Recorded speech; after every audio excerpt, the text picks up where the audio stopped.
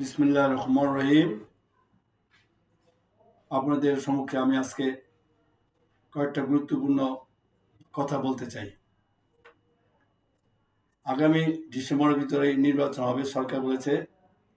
তাই দেখবেন আমাদের দেশে সবখানে কি সংখ্যক চতুর বুদ্ধিমান ক্যান্ডিডেট আছে যারা নির্বাচনের আগে কি করে, মানুষের যে সেন্সিটিভ জায়গা, যে মসজিদে, মন্দিরে, এমনকি প্রত্যেক গ্রামে গিয়ে বলে, তোমাদের যেখানে মাঠের দরকার সেখানে মাঠ করে দেব, যেখানে মাটি বরাদ্দের দরকার সেখানে মাটি বরাদ্দ করে দেব, এবং যেখানে মসজিদে এসি বা কোনো ফ্যান দরকার পড়ে আপনি বলবেন, আমি ঠিক করে দেব।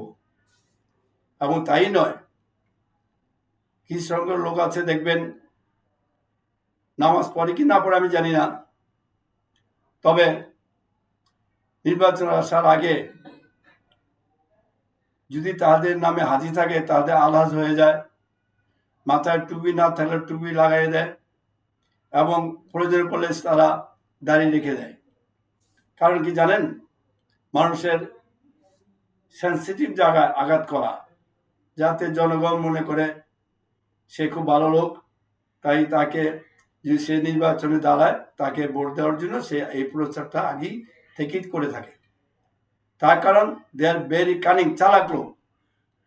তারা যে মসজিদে মন্দিরে বা মাঠ বরাদ্দ করে, where from they get money, তারা টাকা কোথায় পায়, তাদের ব্যাকগ্রাউন্ডে কি, এই টাকা উপার্জনের পিছনে কোত্থেকে আসলো টাকাটা, এবং তার পূর্বে সে কি ছিল, জিরো থেকে হিরো হয়েছে, কি ব্যবসা করে, তারা আপনারা যাচাই করে নেবেন। কারণ আপনারা যদি একটা বাজারে যান, একটা মাছ কিনেন, সেই মাছটাকে টিপে টাপে দেখেন মাছটা কি ভালো না, সাধারণ একটা মাছ।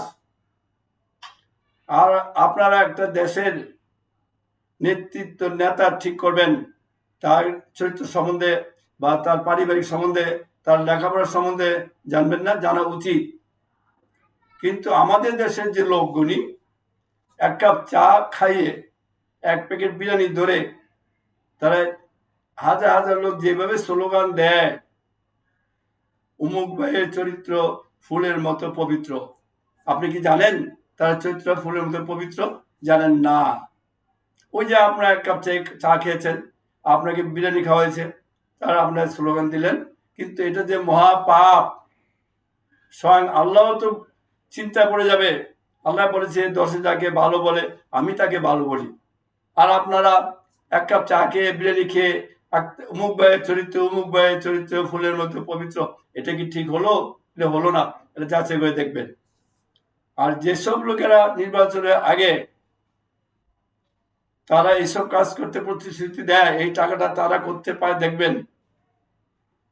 আর আমি বলবো, এই টাকা আমরা ভিক্ষা চাই না। আমাদের রাস্তাঘাট মসজিদের জন্য কোনো ভিক্ষার প্রয়োজন নেই। সরকার যে অনুদানটা ইউনিয়ন বোর্ডে দেয়, চেয়ারম্যানের কাছে আসে, জানেন না, লক্ষ লক্ষ টাকা আসে, যেই টাকার হিসাব চেয়ারম্যানরা কোনো মেম্বারকেও দেয় না। এমন অযোগ্য মেম্বার তৈরি করেন আপনারা, সেই মেম্বারকেও তারা হিসাব দেয় না। তারা বলে ফেলে, যান আপনার টিউনের কাছে হিসাব নেন, যান আপনি যেখানে পারেন যা করেন। এমনও খবর আমার কাছে আছে। সুতরাং মেম্বার চেয়ারম্যান ভালো দেখে তৈরি করবেন, যারা জনগণের জন্য কাজ করতে পারে। আমি আগে দেব না, আমি সরকার থেকে যা আসে তা ইউনিয়ন বোর্ড অফিসে একটা বোর্ড থাকবে, সেই বোর্ডে লেখা থাকবে কাবিক্ষা উমুক্ষা, যেই টাকাটা আসবে সেই টাকাটা কোথায় খরচ হচ্ছে এবং কিভাবে খরচ হচ্ছে তা বোর্ডে লেখা থাকবে। যে কোনো সাধারণ লোক যাবে সেখানে তা পড়তে পারবে, জানতে পারবে। এবং প্রত্যেক গ্রাম থেকে 5 জন 6 জন, একজন মহিলা, 2 জন ইয়াং, 2 জন বৃদ্ধা, 4 জন 6 জন লোককে কমিটি করে দেব, যে কমিটির মাধ্যমে এবং মেম্বারের সহযোগিতায় উন্নয়নমূলক কাজগুলি তারা পরিসমাপ্ত করে। এটা হচ্ছে দিস ইজ মাই ম্যানিফেস্টো। শুধু আমি আগে টাকা খরচ করব, তারপরে ডবল টাকা কামিয়ে নিব, আগে টাকা খরচ করবো কেন? আমি চাই স্বচ্ছভাবে জবাবদিহিতার সরকার গঠন হোক। কারণ এই আগস্টে জুলাই আন্দোলন করছি আমরা জবাবদিহিতার জন্য, স্বচ্ছতার জন্য। আমরা ও মাটির ব্যবসা, অমুক জমি দখল করে কোটি কোটি টাকা কামিয়ে আমি আপনার কাজ করে দেব, আর নির্বাচনের পরে আমি যা আছে সব খেয়ে ফেলবো। আমি আগে ভিক্ষা চাই না, আগে কাজ চাই না। নির্বাচন হওয়ার পরে আপনি সুষ্ঠুভাবে আমাদের হিসাব দিবেন, এবং সুষ্ঠুভাবে আমি আপনার হিসাব দেওয়ার এগ্রিমেন্ট করছি, হিসাব দেওয়ার জন্য প্রতিশ্রুতি করছি যে সুষ্ঠুভাবে হিসাব নেবেন, কোন খাতে কে আছে, তারপরে আপনারা সুষ্ঠু ব্যক্তিকে নির্বাচিত করবেন।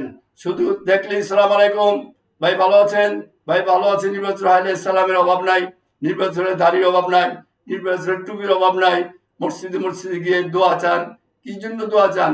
আমি সৎ কাজ করবো, দোয়া চান, নো প্রবলেম, কিন্তু এটা উদ্দেশ্য দেখতে হবে কেন কেন এসেছেন। সুতরাং বি কেয়ারফুল।